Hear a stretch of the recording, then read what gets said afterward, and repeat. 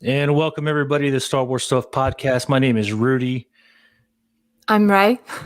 And I'm Brooke. I feel like it's been so long I have to look at you guys to get the cue going. And welcome to this week's special edition of Star Wars Stuff podcast. Sorry we've been absent a little bit. I know some listeners have been sending some emails asking where we've been. We have a lot going on. Ray has a busy life. I have a busy life. Brooke and Colin are planning a wedding and they have a busy life. Things get in the way sometimes. We do our best. But. And if we're going to be really honest, there's really not a lot going on in the world of Star Wars right now. Everybody's everybody's just kind of waiting for the Bad Batch to come out. Which actually is like super soon, like 2 weeks, right? Yep. Oh May 4th. Right? Like where did April go? It's gone. Well, it's so weird because last year we had like 20 years of March. And now true. We're already to May. Yeah. It's weird. Yeah, it's crazy. Like time is an illusion. And for me, like last year, my son was born in February of last year. Oh my gosh. And like a month later, the governor shut down Texas and then COVID became a real thing. So if it wasn't for him, like 2020 would have been really long for me. But 2020 kind of flew by really fast, and 2021's kind of doing the same thing on us. I do apologize to our Facebook group. Unfortunately, due to some technical difficulties, I'm not able to stream live on Facebook, but we are live here on YouTube and Twitter. So if you have any questions, go ahead and comment to them. We'll post them up on the video, and we'll go ahead and answer them the best we can. But we're going to get into some of the news that's going on this week in Star Wars. There was an interview with Stellan Skarsgård, who took on a role in Andor. If you know who Stellan Skarsgård is, he's a very well-known actor. He what was his name in Thor? He acted. What is his character's name? He was the astrophysicist. Oh shoot! I'm totally gonna blank. He was working. Yeah. Selvig, thank you. Yeah, he was Dr. Eric Selvig. Or if you're a Pirates of the Caribbean fan, I'm gonna blank on his name too. Oh Bill my gosh, Turner's dad.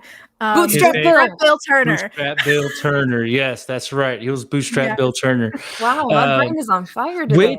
Which he is. I don't know what number this is, but he is another big name Marvel actor to kind of come over to the Star Wars side of things and take on a role, not in a major motion picture, but actually in a series that's going to be on Disney Plus. Now, according to his interview, he kind of described why he took on the role. He was a huge fan of Cassian Andor in Rogue One, and just a huge fan of Rogue One in general. He felt like it was more of a mature side of Star Wars, and that's what really drew his attention. Same creators of Rogue One are behind the Andor series, so it really kind of solidified it. And a lot of actors that take on roles in Star Wars or even Marvel, Anthony Hopkins took on Odin in Marvel because of his grandkids. A lot of those actors take on these roles because of that, because of kids or grandkids. They want to see them in those superhero roles. Stellan Skarsgård's like, nah, I did it. I did it for me. Good for him. Yeah. He wanted to do it. He's a huge fan of Star Wars in general, but he just wanted to be more part of a more mature angle of Star Wars. And I think everything that's come out about Andor, I think that's what we're going to get. We do know that one of the writers is one of the writers for the Jason Bourne series, which is one series that I absolutely love and I can watch over and over again. So I feel like we're going to get that mature level spy series, kind of like what we're getting with the Falcon and Winter Soldier in Marvel, but translated over into Star Wars. What do you guys think? Yeah, it's supposed to be kind of like a spy James Bond kind of tone, right? Yeah, absolutely. Yeah, I definitely think with that, and like just from what we saw from the investors meeting, like it's got a lot of like dark coloring, so it already has a more serious tone to it. So I'm really excited. Yeah, I like what you said about it being similar to the Falcon and the Winter Soldier, because honestly, like, I feel like that kind of parallels it. Like, I bet we're gonna see something like very similar. Well, the Falcon and Winter Soldier is also one of the. I think it has like a TV, like it's like a 17 rated. It's like a more mature rated show than Marvel has ever had. Definitely, yeah. There's definitely some mature, dark themes in Falcon and the Winter Soldier. Yeah, and it's the most mature rated show that Marvel has had, whether it be movie or series. So I think we're going to kind of get the similar thing with Andor, which is going to be kind of interesting because that's kind of a realm that Star Wars really hasn't, kind of crossed into. Star Wars has some deep issues that they want to take on and they want to cover a little bit. Like you watch the Clone Wars or even Rebels and some of the issues that they have to overcome. It's like some really deep things but there are, and I feel like because the Clone Wars was animated, like some of those really like intense things that you're seeing, you don't necessarily like notice it because it's animated. Yeah, because like I mean, there were slaves, there was like beheadings, and like it was bunch dark. of stuff that you like just kind of don't even think about because it's animated. Yeah, because I think when it's people acting it, your brain sees human and then identifies with what's on screen. Whereas it's a little different when it's animated. You still recognize that, oh, it looks human, so it is human. But there's that barrier where your mind isn't equating it the same way. Right. It still feels like fantasy, fake, like not real. Yeah. Yeah. Yeah, and I think that's where we're going to get with Andor. Again, it's going to be more on a real level, and it's proven to be successful. Falcon and Winter Soldier is really successful right now. So I think they're looking at the same thing for Andor. And really, if you get into the Mandalorian wasn't really a kid show at all. Like it was pretty mature for being live action Star Wars. Yeah, I'd agree with that. Like, not that kids can't enjoy it, but I definitely feel like it was kind of catered a bit more towards the more mature adult audience. Okay, so we have a big date coming up in 2 weeks. We have May the 4th coming in. And I know you guys have some pretty big plans. But a big part of our group is going to be at Galaxy's Edge. David, Colin, Brooke, Ray, I think you're going to go. Nope, not you. No, I can't. I don't have money. Oh, I'm sorry to hear that. I'm a poor millennial. I do. I just don't have time. That's also valid. Yeah. And plus I'm waiting for my son to get a little bit older before I take him over there, because I want to go as a family. I don't want to go by myself. That's kind of selfish. Although I think I'm going to enjoy it regardless more than he will. So anyway, so we know a large part of our group's going to be at Galaxy's Edge. What else do you guys have planned for May the 4th? Right now, I don't think I have watching the Bad Batch. Yeah. Yeah. See, for the last, I think 2 years, maybe 3, I've always gotten into my Rey costume because I've usually had an event on May 4. Mm-hmm. Last year, of course, we didn't. So I still put it on and wore it all day, and I did pictures. My sister took pictures of me, so we did a little photo shoot. I'll probably end up doing the same thing this year. Awesome. How's that Sabe costume coming? She's still there. I just need the wig that I installed in the top. Sorry, the magnet I installed in the top of the wig to connect to the headdress is off center. So I need to take it out and then sew it back in. And then I can take submission pictures for Rebel Legion. So, ooh, that's exciting. But I also want to wait until it's less windy because it's really windy right here right now. And I don't really want to go out with a giant croissant on my head in the wind. No. I'm just not going to tempt fate that way. So when the wind dies down, hopefully I'll be able to do it then. Yeah, for me, I think I'm just going to be I work late that afternoon, so that morning, it's going to be all about Bad Batch. I'm probably going to do a commentary on the episode. Rumor has it that it's going to be a 70-minute premiere episode for Bad Batch, so it's going to be a long one. That's what the YouTube trailer description said from Star Wars. Super excited about it. It might as well be called Clone Wars Season 8. Let's just call it for what it is. So getting into that, there's a lot of rumors floating around for Bad Batch. We know that it happens immediately after Order 66 in the events of Episode 3. I would probably assume that the Bad Batch is not affected by Order 66. I can assume because they're quote unquote defective clones, that the chips in there that were implanted in the clones when they were created are also defective, and they don't take part in Order 66. I do know for a fact, hold on one second, when you go into like the cast for that, D. Bradley Baker is listed as part of the cast, and he was the voice for the clones in the Clone Wars. But when you look at the cast for Bad Batch, it has Commander Rex underneath his name. So I have a feeling we're going to see Commander Rex, and that gets me really excited because Commander Rex is one of my favorite clones of all time. I'm all about Rex. Awesome.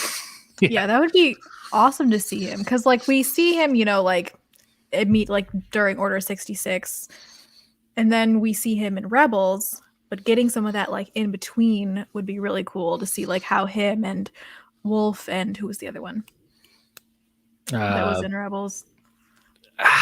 This is full of stumpers right now. We were not prepared for this show. I can't help you because I haven't seen Rebels yet. What? Oh my God. You have not seen Rebels? No. Shame. I know. Shame. It was harder for me to get into Rebels than it was for Clone Wars, but I went through and watched it a second time, and I enjoyed it a lot more the second time around. It took me about 4 seasons to really get into Clone Wars, because I think just at first the animation was kind of rough to me, so I kind of had to get into it, and Anakin was just so annoying. It was just really hard to watch. Well, you're gonna be in for a treat with Rebels, because I got into Rebels pretty quickly, but I also noticed a lot of similarities between Ezra and Anakin. So I did not like Ezra. I was not. He was just so annoying to me. The second time around, I felt like he was better, but still he was just not my favorite person. He was just kind of whiny and annoying, a lot like Anakin. So he's probably a Skywalker, you're saying? Secretly. So Bat Wars 99 has a message for our dear friend Ray. Oh no. Shame. I know, I'm sorry. I will get there eventually. He also says Rebels is amazing, or she. I don't know if it's a he or she, Agreed. but they. I 100% agree. Rebels is amazing. It is. I got into it really quickly. I'm with you, Brooke. I at first I did not like Ezra, but as the series progressed and he got more mature, and especially kind of in between 2 and 3 when he got introduced to Darth Maul and he started fighting within himself, that was really cool. That was really cool. The whole when they brought Maul in and Darth Vader versus Ahsoka, that still gives me chills. And that one scene, oh my God.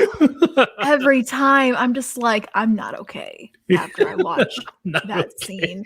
You see his eyes. It was so funny. The first time I was watching it, and I'm like, I'd never seen it before, but Colin had, and we were kind of like watching it together, and I was like doing math in my head, like, Vader and Ahsoka are going to meet up. And he was like, yeah. And I was like, Vader and Ahsoka are going to, and I was like freaking out. I was like, I'm not ready for that.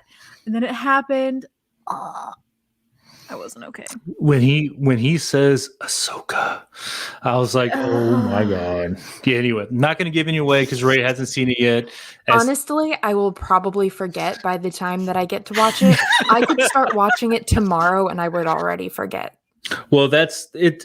What we're talking about happens towards the end of season 2, so you'll probably forget it anyway. So, yeah. See, when we talk about like spoilers and stuff, I always think about, I watched Orphan Black, which is a TV series, and I found a video on YouTube that summarized the entire series because it was the series finale episode trailer, and it revealed like all the character deaths and stuff. Completely forgot it and was surprised every time. So That's a skill. But no, it's okay. Like I go back and rewatch things all the time, even though I already know what happens. Like going back through Clone Wars and Rebels, I've seen Clone Wars 3 times. I've seen Rebels twice. Like I know what happens, but I still get into the story. I still get like, into it. And for me, it's just that creative writing and that creative storytelling that Lucasfilm has that's able to draw the attention of the viewers in. And I'm a little bit of a nerd, so yeah, whatever. So yeah. Hold on, I think we lost Ray here. Yeah, There she is. we have a new cat, and I am talking against the wall that shares the room she's hiding in right now, and apparently I'm talking too loud, so I've got to figure out a way to move around a little bit. So I will be back in a hot. Okay, so the cat controls Ray. All right, here we go. I mean, cats are pretty controlling. Yeah, they're a little scheming. We had some friends live with us for a little bit in between them trying to find a place, and they had 2 cats, and it was the same thing. Before we knew it, they are taking over our house. Our dog wasn't very happy. She was kind of upset about it. Oh no. Anyway, so going back to the Bad Batch. So in the trailers, we see a young child on Kamino. He is only known as Omega. Now, we don't know if it's a boy or a girl. I'm assuming it's a he because all the stuff that I've read and that I'm theorizing on includes it to be a boy, because what most people believe is that he is Emperor Palpatine's clone. Like the Kaminoans were actually successful in creating a living clone of Emperor Palpatine, and that's what we get in Omega. Now, whether or not he has the Force abilities that Palpatine has, or were they naturally transferred over to him just because he's a genetic clone, or does that process take place later within Palpatine's plan? But we do know that Omega is the theory behind Omega is that he is Palpatine's clone. So from what the story tells us, a fight ensues on Kamino, and the Bad Batch, Omega helps the Bad Batch, and they take him away and hide him away from the Empire. So which leads to tell me that 1, it's definitely a Palpatine clone, and 2, this may be, and I know Ray's excited about this one, this may be our first look into Ray's father and her past and her parentage. I know that's a big stretch, but it's a possibility because there's nothing else in canon that shows Palpatine ever having any kind of wife or child anywhere else. So Yeah, one can and only assume. he's way too old at the point of episode 3 to convincingly have a kid. I mean, he's in his like late 50s, early 60s. Okay, but I have you believe. seen him?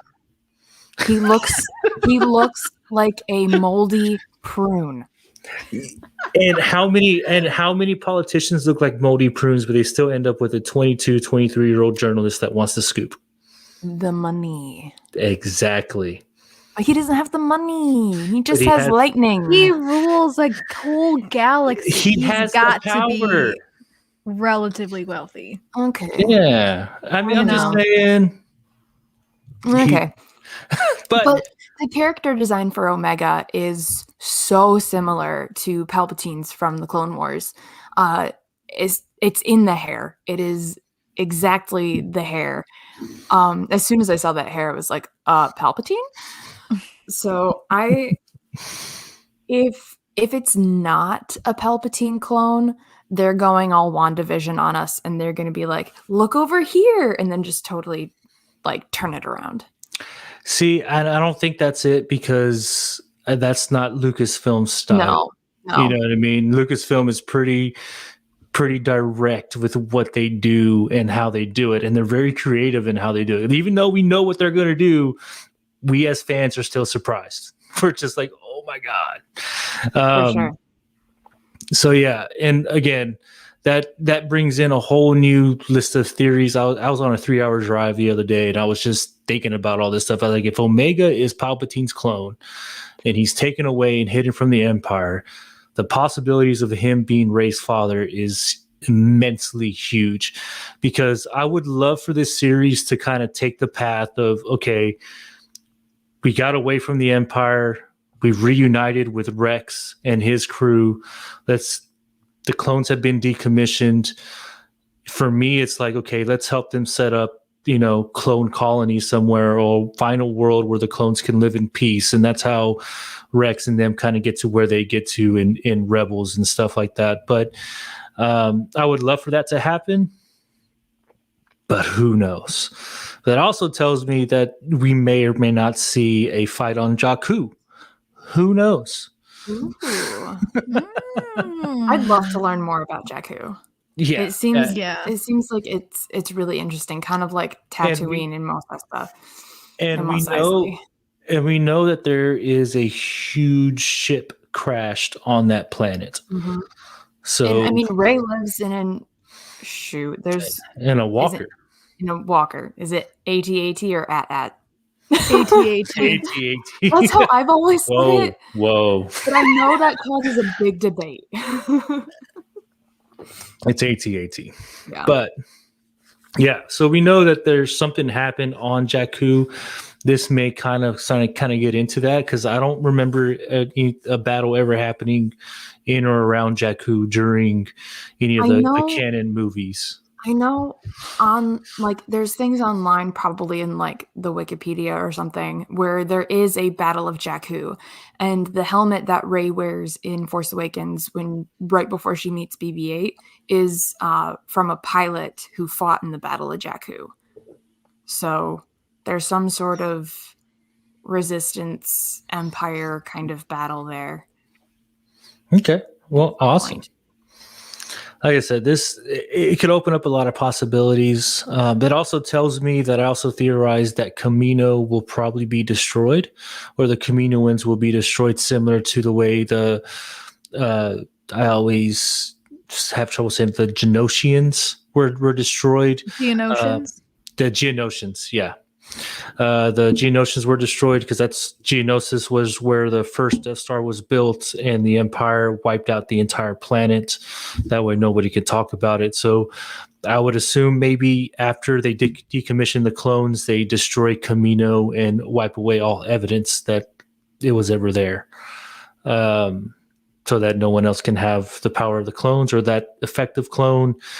Or maybe if that's the case and Omega is the clone of Palpatine, maybe that's how they lose the way to make a good clone, because you go back to the Mandalorian season 2 and we see a figure floating in the water and it looks like Snoke and he looks like straight garbage. And it's like, how do you go from Omega to Snoke?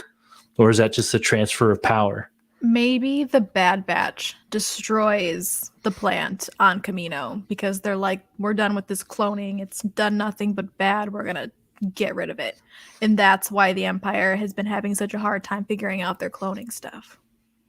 Yeah. They have to start over. All I know is that I am really excited about the Bad Batch, like tremendously excited. I remember there are 3 episodes in season 7. I was like, okay.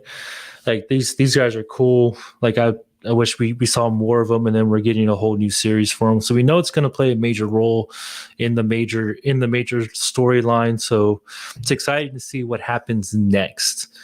Now, speaking of series that have happened, Katie Sackhoff also did an interview this week where she stated, from her understanding, Plo Koon was supposed to be the Jedi that was going to come out and rescue Grogu and the rest of the team at the end of season 2 of The Mandalorian. Now, Plo Koon was seen to be shot down in episode 3 whenever they called Order 66. I don't know what planet he was on, but I know that he was flying and they shot him out of the sky. This would mean that he survived, which a lot of fans wanted to happen. They wanted Plo Koon to survive, especially after they got a big dose of him in the Clone Wars. I still think it's possible. I want Plo Koon to be alive. I love him as a character. His connection to Ahsoka leads me to believe that if they do bring him back to life, it's going to be within the Ahsoka series. What do you guys think? That would be cool. Yeah, there's one of two ways it could go. It could go that Plo Koon was an early idea that they scrapped, or they wrote Plo Koon in the script to kind of like hide Luke Skywalker.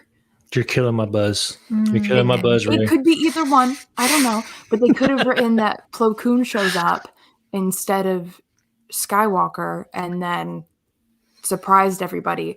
Because with the actors not knowing till it came out, they would have had to shoot the scenes separately where they shot all of the people who were there before, and then Luke would come in and they'd do his shot separately.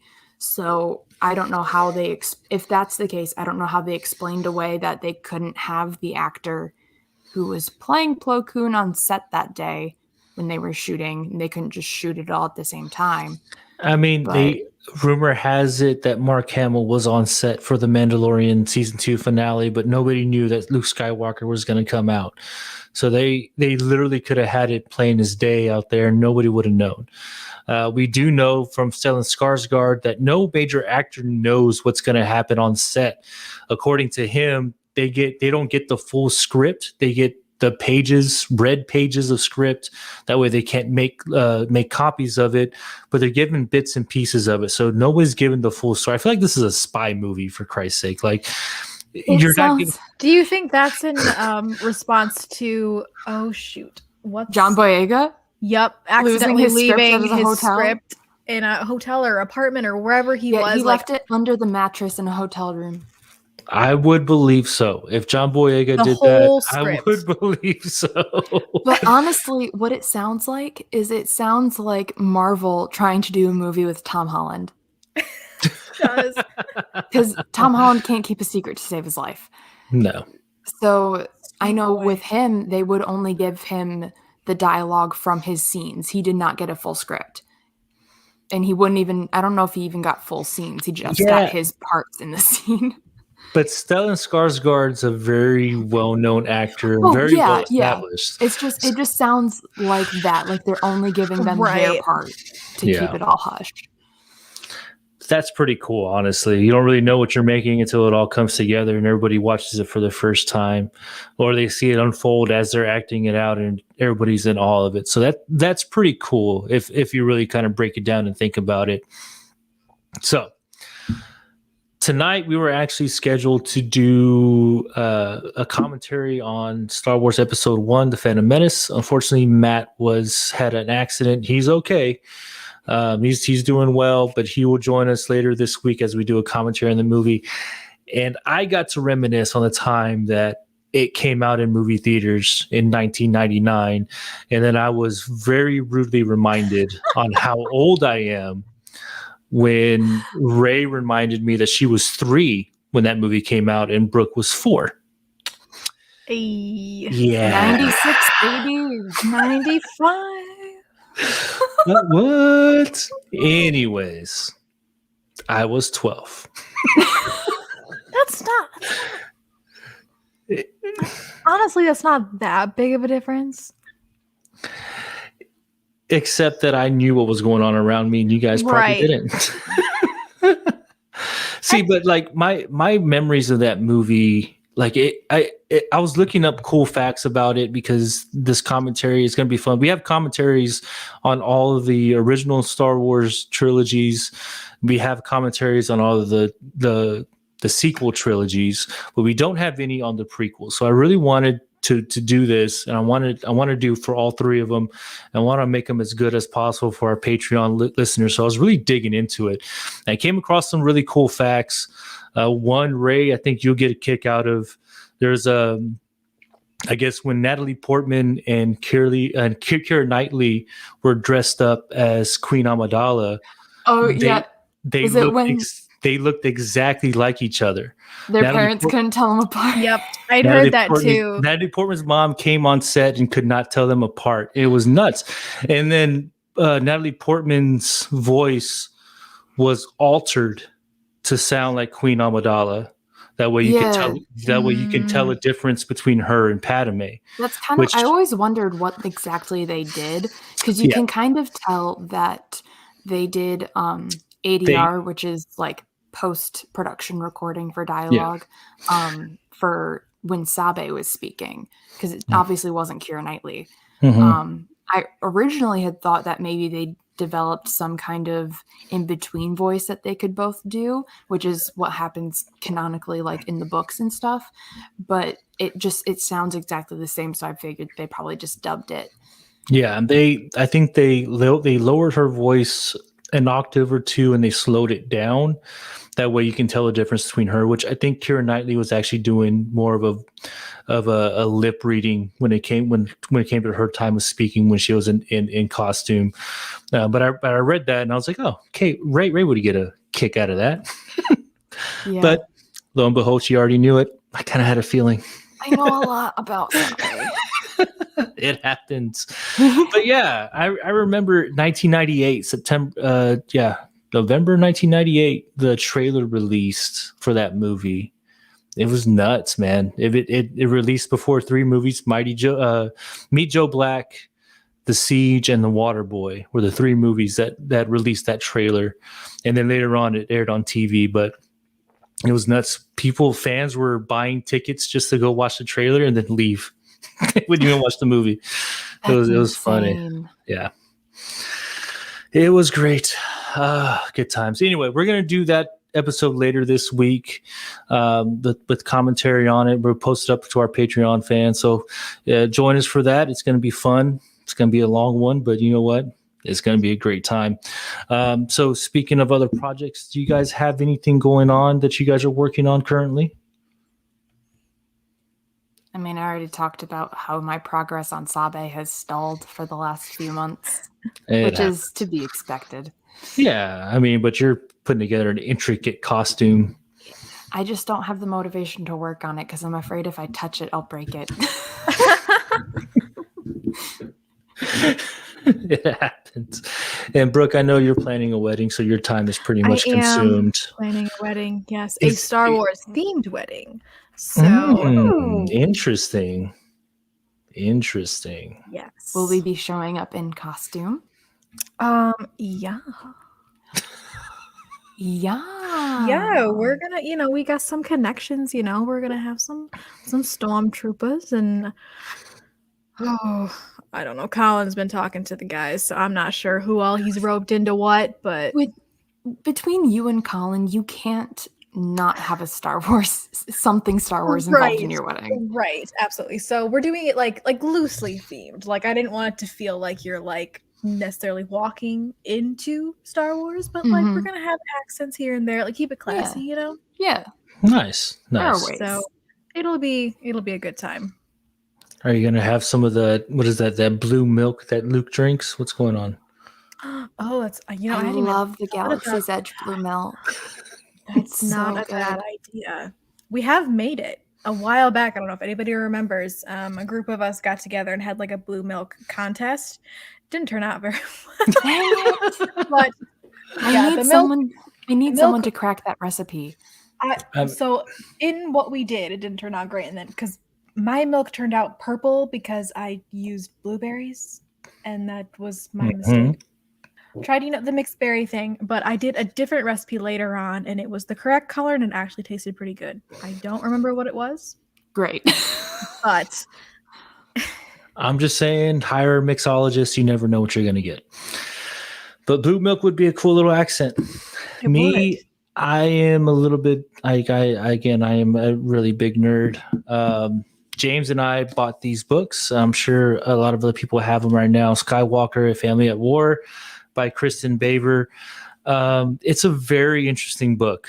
It's literally strictly about the Skywalker family. And what Kristen Baver does is she takes all the stories from canon, from the movies, the TV series, all the novels, all the comic books, and she laces them together into one fluid story.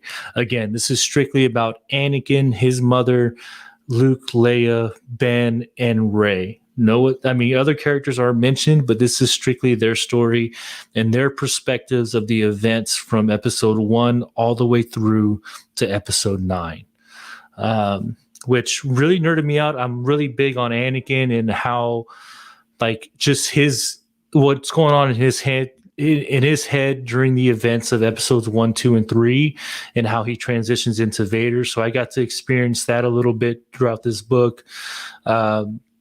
The middle of the book is all about Luke and Leia, the twins, and how their lives kind of were separate and they converge. In the last part's about Ben and Rey, the dyad and the Force, and it's a very, very well written book. So hats off to Kristen Baver on writing such a great book that we can all enjoy as fans. But James and I are working on a Patreon trilogy. We're going to break it up into parts, talk about the first, second, and third parts of the book, and it's going to be a really in-depth look at what she has put together. So I'm really excited about doing that. Right now, James is in California, so once he gets back, we're going to start working on those episodes as well. So I'm really excited to read that book. I flipped through it when I was at Barnes & Noble the other day, and it looks really, really interesting. Yeah. So I'm excited to take a look at that. You're really the only person I know that still goes to a bookstore. Oh, I had to pick up a CD. I love going to bookstores. Okay, literally, Barnes & Noble is one of my favorite places. You walk in, first of all, and it smells like books and Starbucks. Books and coffee. It's literally heaven on earth. I used to work at one, and let me tell you, that employee discount did me dirty. I lost so much money. But I saved so much money. Anyway. Or did you? Yeah, I tell myself I did. It's okay. The company that me and James works for, we have discounts. We get 10% off of everything that we make grocery wise, and then every year they send us a report of how much money we saved. Not as much as you think. Yeah, I went there for a CD because a CD I had ordered was on back order, and they decided they're not going to make any more of them. So I found it online. It was in stock at Barnes & Noble, so I went there. But I get all of my stuff from the library because I don't want to pay for a book, read it, and then find out I hate it and regret spending that money even more. So I discovered Audible. I drive a lot. I'm always on the move. So I find that Audible is a lot easier for me. Now, again, I start going to books and buying books for my son because I love reading to him and reading books. Like right now, there's a whole illustrated themed line on Harry Potter, all 7 books. So I'm buying those for him, and we're going to start going through those together, even though he's only 1. I don't care. I want to read it. Anyway. Hey, my friends have a kid, and ever since he was born, he would read. He's reading through the Harry Potter trilogy, and this kid can't even speak yet. So neither can mine, but we're going to start Sorcerer's Stone here pretty soon. Anyway, I forgot. I lost my train of thought. I have an espresso machine and audiobooks. I'm pretty good. I got coffee down. Audiobooks are super cool, and I probably would like them if I got into them, but I'm someone who just loves to have a physical copy of a book and just kind of curl up somewhere and just read it. That's just kind of what I like to do. Yeah. So I love going to a bookstore, picking out the book, and that's me. I can respect that. I like that. You gotta smell it. I smell books. That's probably so weird, but I smell books. Okay, it smells so good. I collect vintage books. They're all over my room. Vintage books either smell amazing or not amazing. There's no in between. Okay, so lost my train of thought. So other news in Star Wars, a lot of podcasts are talking about ranking characters within Star Wars. And Ray, we'll get back to this whole CD thing a little bit later, but let's talk about ranking issues. There's one big conversation on ranking Kylo Ren as, what would you rank him as in terms of villains within Star Wars? Now, we got to be more specific. Are we Yeah. talking when he identifies as Kylo, or are we talking about the person? When he identifies as Kylo. Okay. And are we talking like strength also? Like what kind of a scale are we looking at here? And these are the exact questions I asked myself when I read the article, because why didn't I read the title of it and I was like, you got to give me more here. This is a loaded question. Right. Like, Yeah. you know, what are we talking about? Power, presence, Outright fighting evilness. capabilities, like, Right. you know, Attractiveness. ruthlessness. I mean, attractive. If we're like, what category are we looking at here? This is true. There are a lot of categories. You know what I'm saying? But like, if it's because it's kind of hard with Kylo, because like throughout The Last Jedi, you can kind of see him like wavering back and forth as to where he stands, whether it's like full First Order or if he's kind of got a little light in him. But he was full First Order. By the end, yes. By the beginning, he was trying to play Rey the entire time. He was trying to play Snoke the entire time of The Last Jedi. There was no crossover. He was okay. I would debate that. I would say he was pretty conflicted. I spent a full week looking all over the internet to try to find The Last Jedi script, because my friends and I do script readings and we want to do the entire Star Wars saga. So I was looking for The Last Jedi script, and there is only one way to read it, and that is to go to the Oscars Library in California. You have to go through a security check. You cannot take in a phone or laptop. You can take a paper and pencil. But somebody went and took some notes, so there are snippets of the original script online. And when Snoke tells Kylo to take off his helmet, he's very like shook and shocked by that. He's like, wait, you don't think this is cool? So I don't think he was trying to play Snoke. I think he was trying to prove himself. And like when he's asking Rey to join him, he's like begging her. Like, I don't know if he so much wants to be like good side, bad side, so much as he wants to do what he wants. So it's kind of like he's an anti-hero. I can see him as an anti-hero, but I want to get back to the point that in The Last Jedi, his intentions from the very start were always bad. It was never to like, hey, I'm conflicted as to if I'm Ben or if I'm Kylo.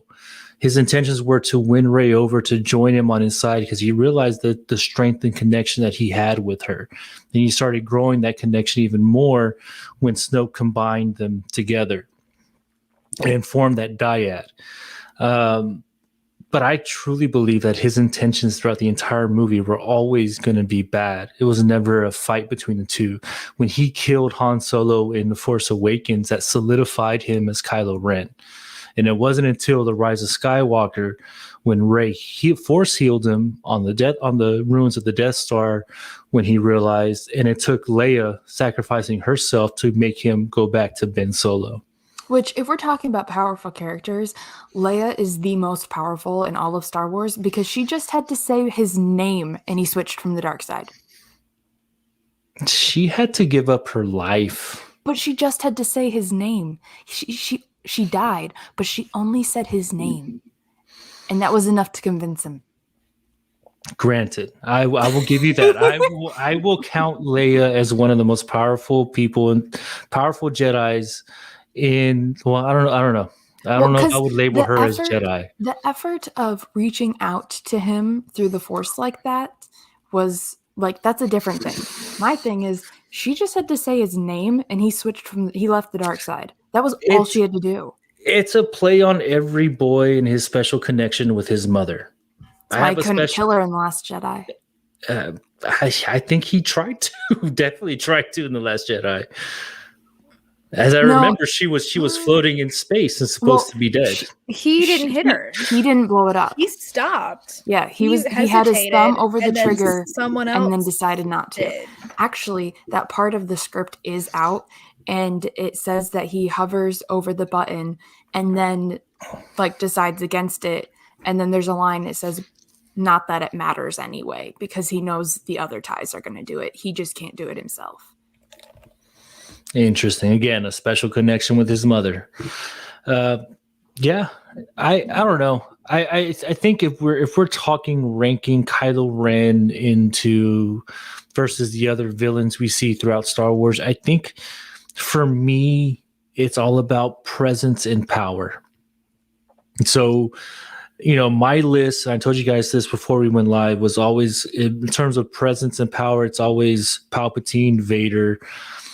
It's very close between Maul and Kylo. I would say Kylo and then Maul, but only because I know that Lucasfilm is going to give us more information about Kylo. I feel like we don't have enough to kind of place him where we need to be. We saw a lot of Darth Maul in Clone Wars and in Rebels, so we know enough about him to kind of make that judgment, and we know enough of Vader. Vader's one of the most imposing enemies, in any cinematic history. So, and then Palpatine's Palpatine. So, I feel like we need more. We definitely need more information on Kylo Ren. Yeah. No. Yes. No. Maybe. Yeah. Yeah, I'm honestly thinking in my head who I'm trying to rank. Well, let me hear him. Ray, So are you lost in thought? I know that like Palpatine is like he's like the big bad. He's like, but for whatever reason, I still don't find him as intimidating as like Darth Vader. I think Darth Vader was always the most powerful out of all of them.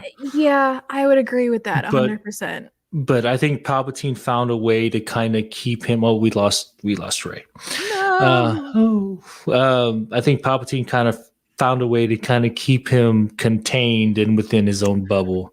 Yeah, I would agree with that. Probably always kind of kept him like he was probably always more powerful, but Palpatine probably like was able to manipulate him in a way that always kept him on top. If that makes sense. I do disagree with Maul and Kylo. I would put Maul over Kylo. And maybe that is because we have seen much more of Maul, and if we explored Kylo more, maybe. Yeah, and I think Kylo, in his essence, tries to match Vader, because you think Vader went through the Jedi Temple on Coruscant and destroyed the Jedis and the younglings. According to The Last Jedi and Force Awakens, Kylo Ren did the same thing. He destroyed Luke's temple. We know he killed most of the younglings or students there at the temple, except for a handful that became the Knights of Ren. Mm-hmm. Well, were they Jedi? Yes. Okay, I guess that was something I was never fully clear on as to what exactly the Knights of Ren were. Yeah, they were the Jedi that left the temple with him. The night that happened. Why did they not fight with sabers then? I don't know. That's a very good question. I need to dig in. There she is. I need to dig into more of the Knights of Ren. I want to find out more, but I do know that they are Jedis. They are. Yeah. Okay, see, I didn't know that either. I know nothing about the Knights of Ren except for that they've got costumes that look similar to Kylo's. So, to my understanding, they are the Jedis that left the Luke's temple with him the night that Kylo Ren destroyed it. Oh, that would make sense. So, I was kind of disappointed in them, to be perfectly honest. I feel like they were really hyped up, and then they didn't really do anything. No, they read it. No, they didn't. And that was the thing about I was really hoping we got more of the Knights of Ren in The Rise of Skywalker, because we knew that Ren was going to be the supreme leader, and I figured we would get more of a bigger dose of them, and we didn't. I really wish they did, but apparently that script was rewritten so many times that a lot of stuff was left out, and so I'm hoping that we get more of that Kylo Ren and Knights of Ren storyline going forward in the future. I really do hope that they give it to us. That would definitely be cool. I would be interested to learn more about them. For sure. Okay. I feel like there are a lot of like gaps, like the gap between when Kylo turns into Kylo and murders all of Luke's pupils, and then getting him to where he is as Kylo Ren. The gap between what happens after the Battle of Endor and how the First Order came to be. Like there's these little gaps throughout Star Wars that I want filled in. Yeah, so that's and I think that's what Lucasfilm is trying to do. I think that's what we're going to be seeing. That's what we're seeing with the Mandalorian. Mandalorian takes place 10 years after Return of the Jedi. We're going to, by the end of season 3, I think we're going to start seeing the birth of the First Order. Then you have the Ahsoka series. You have Rebels. Was it Knights or was it called Rebels of the Republic? Knights of the Republic. It's the all-female cast series where we're going to have Hera now. And then we have the Book of Boba Fett as well coming on in December of this year, all happening post Return of the Jedi. So I think those storylines are going to give us the kind of answers we're looking for. And I don't know, Ray, if you and David talked about it the last time you guys went live, but there's also rumblings about a Luke Skywalker series, which, do we need it? Like what? Yes, like we do. I Yes, love Luke we Skywalker, do. but like I think I've said this before. Just I love the Skywalkers, but I feel like we've seen them. We've seen the Skywalker. We need Sebastian Stan as Luke. That's why we need a Luke Skywalker No. series. No, this is why we need a Luke Skywalker series. I'm going to tell you this right now. All right, tell us right now. Because everybody hates the way Luke Skywalker is in The Last Jedi. Everybody hates the fact that he is away from the Force. He's not the most powerful Jedi in the galaxy, that he's very closed off, and he's not the Luke Skywalker that we see at Return of the Jedi. I would like to see that A to B point. Like, I'd like to see how he got there. I'd agree with that. That's why that's the only piece of the timeline I can see them exploring between Return of the Jedi and Force Awakens. The moment where either he's training Leia to be a Jedi to fill that plot hole, because to me that's one of the biggest plot holes in Rise of Skywalker. Not that Leia can't be a Jedi, but there's nothing in canon that says that she was ever trained to be one. We know that she was Force sensitive, but never trained to be a Jedi. Or when he decides to train Ben, and we end up getting a kind of mini-series version of Revenge of the Sith, where Ben turns over to Snoke, and we get introduced to Snoke. That would be the only way I see a Luke Skywalker series happening. Yeah. I would love to see it, because I think fans need to see Luke Skywalker at his highest peak versus, coming up to it and then at his lowest point. Yeah. I think filling in that character arc gap would be really helpful to a lot of people. It'd be really interesting to explore like how he transformed into a hermit. Yeah, and either if it's like a book, show, a movie, comic series, I don't really care. I would like to have that info filled in. If we do see it, I think we're going to see it as a kind of a one-off, kind of like this Kenobi series. 6 episodes, no more than an hour a piece, a little mini series, as you would say, a more character developing series that I think fans want. And I think it all depends on the success of the Kenobi series. If we as a fan base gather behind it and are overall pleased with it, I think the path to a Luke Skywalker series is going to be wide open for Lucasfilm. And obviously, Sebastian Stan is the obvious choice. I'm just saying he's the obvious choice. He not only looks like him, but he's an amazing actor. And everything he's doing in Falcon and the Winter Soldier right now is just proving how amazing he is. I'm just saying, I am kind of leaning towards the side of Kurt Russell's his son. I mean, his portrayal of John Walker is amazing. Like, Not to just totally switch this to a Marvel stuff podcast. John Walker is absolute trash. Why 100%. Wyatt Russell deserves an Oscar for how well he is performing this character. absolutely 100% agree. Absolutely. I mean, he's made all of us hate him. Yeah, He is Literally didn't say a word, and I hated this man. exactly. he is definitely going to get a nod at the Golden Globes for his performance as John He Walker. better. He deserves Because it. Wyatt Russell obviously is well deserving of it. Not to say he's overshadowing Sebastian Stan, but Sebastian Stan is my choice for Luke Skywalker.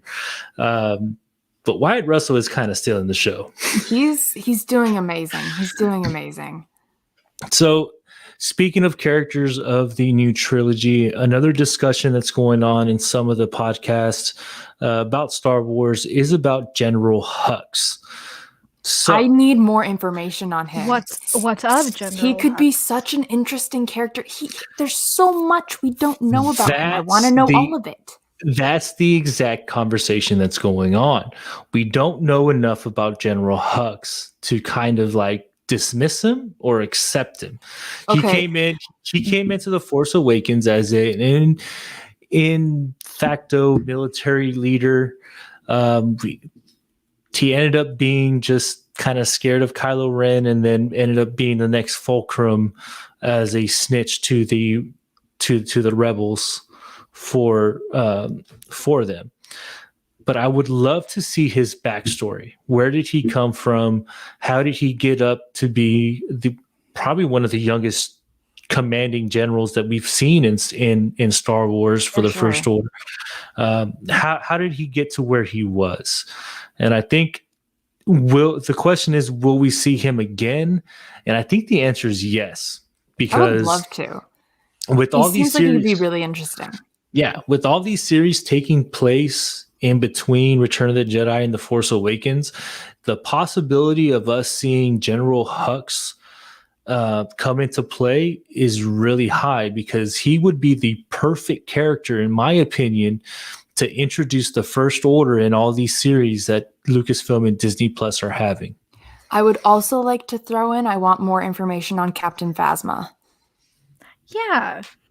I feel like she should have been bigger. Like she again, it was like kind of really hyped up as this like really big bad, but she also really didn't do much. Yeah, I'd like to see a lot more information on her. But in regards to General Hux, the only thing I know about him is that he has a cat, but I think that might be an internet meme. So I would be 135% on board with more of Gwendolyn Christie as Phasma in one of these series, because again, like General Hux, it's just one of those characters that I just want to see more of. And I love Gwendolyn Christie, from Game of Thrones and everything that she's done. She is absolutely amazing, and I'm so glad that she's a part of the Star Wars family. And to your point, like Captain Phasma, we need more. We need more stories. And I think we're at the point now where fans were back in the late 90s, early 2000s with the prequel trilogy. We want more information. And I think we're getting now the Ahsoka series, Knights of the New Republic, Book of Boba Fett. This is going to be our Clone Wars for the new trilogy, where we're going to we're going to start seeing the answers that we need from these series and the ones that are coming from. And then let's not forget that Acolyte is going to come in, and that's the only series that's going to take us back to the High Republic, or the end of the High Republic, which may or may not lead into whatever theatrical project Lucasfilm is working on. I'm sorry, they're what? Acolyte? No, theatrical project? Yeah. There's multiple there's multiple movies that Lucasfilm is working on. Theatrical. My head went to like stage. Like Oh, I'm sorry. Sorry. I'm using the wrong verbiage. I don't know. I'm sorry. No, see, I work in theater, so when I hear theatrical, I think like a stage performance or something, Oh. like I feel like Broadway we could do with a Star Wars stage musical show. stage A show. Star Wars. It's just, yeah, let's get on it. Daisy Ridley can sing. We've already got one there. So can Oscar Isaac. Are we going to see a trilogy Christmas special going on here? What's going on? Let's do it. Let's write it. Let's pitch it. Oh, we could do it. Let's write it and perform it ourselves. Oh my The god! Star Wars stuff presents. Star Wars stuff presents. Christmas. I can't even think about it and not laugh. Okay, honestly, We are very serious here. yes, and something else I'm very serious about is I need a Tommy Wiseau version of Star Wars. A Tommy Wiseau version of Star Wars. Yeah, You know, something that I've been really serious about. I want a Clint Eastwood version of Star Wars. that's Cad Bane. I know. I want a full series dedicated to Cad Bane, directed by Clint Eastwood. He would have to play Cad Bane, though. No. Bradley Cooper can play Cad Bane. No, Cad Bane is Clint Eastwood. They look the same. How do they look the same? look- One is blue. One is blue. One is an alien. Yeah. Okay, my first and only thought as soon as I saw Cad Bane was Clint Eastwood. I don't know Really? why. It just Well, that was the I first mean, thing that well, came to my head. Cad Bane is really like the biggest like Western style villain that we've seen. And honestly, in terms of smarts and wits, I think he ranks pretty high up there in terms of our villain count. So yeah, I mean, I love Cad Bane as a character. I would love to see more on him, especially we may or may not get some flashbacks between him in the book of Boba Fett. I think that might be a possibility. If we're exploring flashbacks for the Obi-Wan Kenobi series, it would make sense that they test that kind of show or that kind of thing in the book of Boba Fett. And if that's the case, then we may or may not see glimpses of a live action Cad Bane, which honestly would rock my world. I'm not going to lie. I'm really curious to know how much they will reference the Clone Wars TV show in the Kenobi series. We're going to see the Jedi combat armor live action. I And- hope so. Look, Hayden Christensen and Ewan McGregor are it's already known that they're going to be in all 6 episodes. It is going to be really hard for them to do new content with them too in all 6 episodes without having any flashbacks to the Clone Wars. So we're going to see flashbacks. We're going to see possibly Cody, Captain Rex live action. Like we're going to be able to see these characters come to life. And the I'm getting excited thinking about it. I can't wait. Geeking out. Like, I can't do it. Did you know that Ewan McGregor had to take classes to talk like that? That doesn't Talk surprise like me. what? The way he does as Obi-Wan, very calm, soothing, steady. Oh, interesting. I did not know that. Anyway, all part of my research for our commentary. Giving away all my secrets. I'm gonna have nothing to talk about. I'm joking. I have plenty to talk about. I have pages. Good. I'm excited. I was just going in with my wit. I didn't even do any research. Dude, that's all I would have gone in with too. Yeah, it's all good. I mean, I did that with James. I think we did the sequel trilogies together, and I was like, screw it. I'm just gonna go into it. I mean, sometimes you just gotta. Not gonna lie, the Phantom Menace is my least favorite of all. You know, of them. I skip it. I don't need it. Honestly, it's my favorite of the prequels. Oh really? Yeah. Okay. I don't I don't dislike it, but I don't like it either. I'll watch it. I really start getting into it in Attack of the Clones and Revenge of the Sith. I haven't But seen Revenge of the Sith in a while, so it could change my order. I'm glad you said it. I'm glad you said a while. I was getting ready to throw my microphone at you, like. No, I've seen it. It's just been a long time. But one thing is for sure and certain, and probably will never change. Attack of the Clones is at the very bottom of the list for me. I honestly, I don't hate Attack of the Clones. I always enjoyed it, honestly. Again, remember, I'm 12 years old watching this in the movie theater. The pod racing scene in Phantom Menace had me jump out of my seat. Like, I absolutely loved it as a kid. And to this day, it is literally one of my favorite scenes in Star Wars when Anakin takes the exit ramp all the way up and then throws his hands forward and comes down to take the lead. Like, that's one of my favorite scenes, hands down, in Star Wars. But like we were talking earlier about like filling different holes in the Star Wars timeline. Mm-hmm. The one piece that I will never understand, and we won't get I won't get the answer, is what happened between Padme saying, "Don't look at me like that, it makes me uncomfortable," to "I love you." That was like a span of like 15 minutes. And nothing happened to develop between them, and I don't understand it. I do not comprehend why Padme loves Anakin. That was one of the biggest plot holes. Like, not plot holes of that is one of the biggest plot holes, but that's also one of the biggest criticisms that Hayden Christensen and Natalie Portman really didn't have that on-screen chemistry that fans wanted. They had like a good friendship. That. Yeah, like when they're picnicking in the meadow, it's like they're bantering, but it felt like a cheesy commercial. It felt like a cheesy commercial when they start rolling in the grass with each other. Oh, like, you mean like they did in Falcon and the Winter Soldier? I loved that comparison. That cracked me up so much. Had to bring it up. Just had to bring it was right there. It was right there.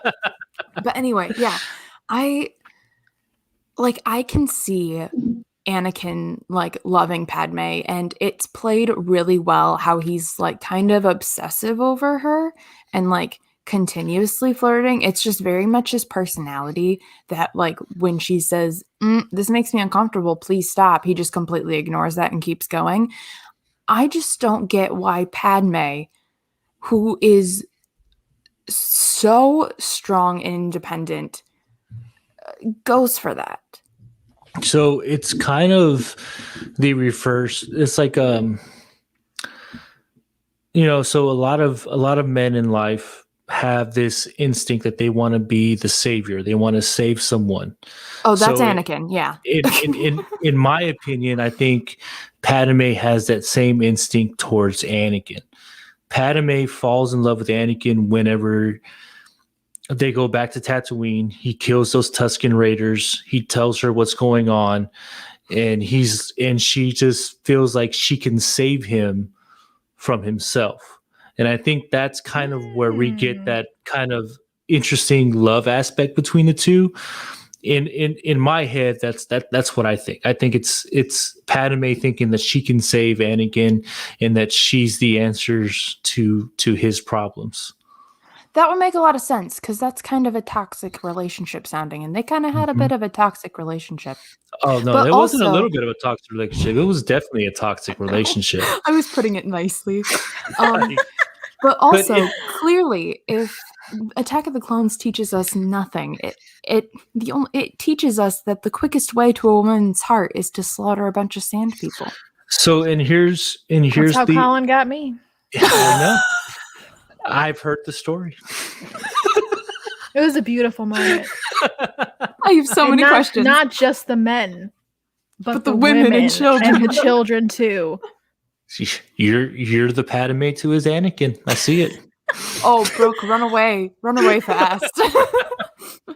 Anyway, the other aspect of it is this: like, we all know that the Emperor played on Anakin's feelings and his fear of loss. So within Attack of the Clones, Anakin has dreams of losing his mother and his mother dying. In Revenge of the Sith, Anakin has dreams of losing Padme, and he freaks out about that. And he goes to great lengths to try to prevent that, which gives us Darth Vader. One of the theories behind it is that Palpatine is the one that was putting those visions and dreams inside of his head. So one could argue that Palpatine is probably the cause of Padme falling in love with Anakin and vice versa. I could kind of see that. I mean, I know there's a huge theory, and I personally believe this, that Padme didn't die of the big sad, that Palpatine was drawing her life to bring Anakin back. Mm-hmm. I do like that theory. Because honestly, Padme is too strong. Way too stubborn and strong to just die. Of a broken heart? Who are you talking about? That is great writing. Can't say it with a straight face. You can leave. I can't say it with a straight face. That is just lazy writing, to be honest with you. I've heard "Dying with a Broken." I like that theory. I've heard it multiple times, and it's hard to stand behind just because of the way the movie was shot. Palpatine says, "My new apprentice is in trouble," as Padme is dying in the ship. So it's kind of hard to say, hey, yeah, he pulled her life force to save him. I'm curious why they felt like she needed to die there. Because technically Leia says that she has memories of her mother, very brief. So I'm curious, why did they decide that was the moment that she needed to die? She had memories of her mother at birth. Because she remembers her being sad. Mm-hmm. She felt her mother's feelings at the time of her birth. Yeah, either she's like force sensitive, like sensing Padme and, like in her memories, or my other option is she's not remembering Padme, she's remembering Sabe. Because I don't know which one is technically canon. There's a lot of different things that Sabe does all at the same time. But one of the storylines is that she goes with Leia to Alderaan and she is like a governess to Leia kind of thing. Interesting. I can see that. So I think it's more likely that she was remembering Padme like at birth. But I kind of like the idea of her seeing Sabe. Yeah. I kind of feel when she said that, it was like, I felt her feelings whenever she was being born, like, which tells us that she's also way more force sensitive than Luke was, even though he learned how to do abilities that Jedis take a lifetime to learn, but whatever. You know how Marvel's doing their like what if series? I want a Star Wars what if. I want a Star Wars what if where Leia went to Tatooine and Luke went to Alderaan. We'd have Chanel Boots Skywalker way earlier. Chanel. But like how different would it be? Like, it'd be the same story, just roles reversed. I bet Leia would be a lot less whiny than Luke is. We'd get a female Han, though. That'd be the only difference. No, we're maybe we're gonna keep it the same. Keep it the same. Keep it the same. All right. Interesting. Yeah, I want a what if of that. Then we never get Ben Solo. Then we never get Ben Solo. Why wouldn't we get? Oh, I see what you're saying. I see what that would. Well, this is a what if. This is a what if. See, so like the entire all possibilities are open. I would like a what if Padme kept her original handmaiden group instead of getting new ones when she became senator. If she kept her original team together. I'd like a what if Qui-Gon lived. That would be interesting too. Yup. See, Qui-Gon is basically the biggest father figure to Anakin. So if he lives in Duel of the Fates, Anakin's path is severely altered. Doesn't mean the Palpatine can't get to him. Mm-hmm. I feel like it would have been harder. I feel like Yeah. he wouldn't have turned to the dark side. I Or feel at like least he, as easily. yeah, I feel like he would have, just not as, like you said, not as easily. But you also remember too that Qui-Gon was also kind of the rebel Jedi within the Order. Like he would have constantly listened to Anakin better. Like I feel like Anakin was constantly like just being left out by the Jedi Council, and they were always kind of rude to him. Like that's why I don't really like Mace Windu very much, because he always just seemed like a dick to me for no reason. And I feel like, you know what I mean? Like he was always just super rude to Anakin, and I was just like, just because you don't like the kid, like come on. At the time, Mace Windu was supposedly the most powerful Jedi at the time. Yoda's the most wisest and probably the most powerful. Take it back. Mace Windu's the strongest Jedi on the council at the time.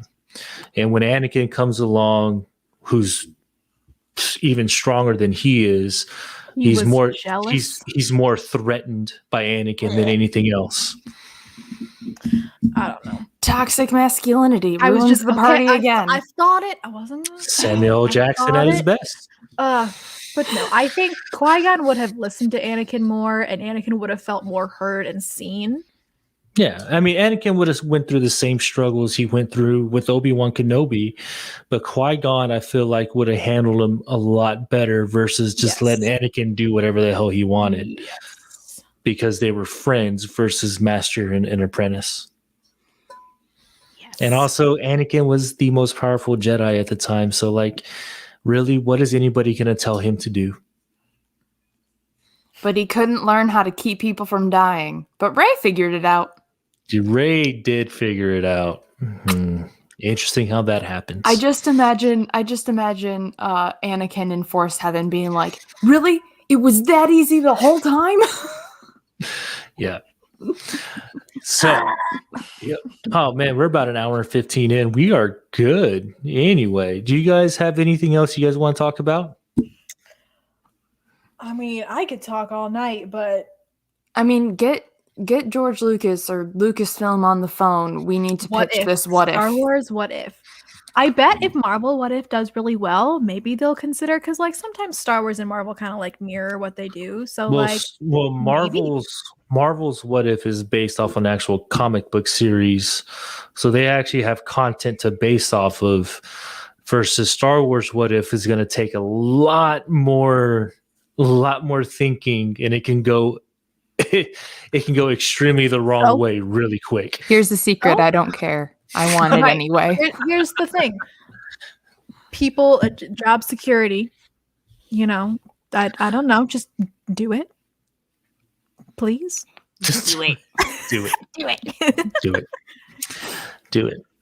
You know what I want? So there's a whole comic line on like the zombie Avengers. I want a zombie Star Wars. Well, there are zombie stormtroopers. Yes. They're approvable in the 501st. Approvable by the 501st. Mm-hmm. Are there zombie stormtroopers in canon? Somewhere in canon, apparently. Really? Interesting. Well, it has to be in canon if it's approvable. I can speak English.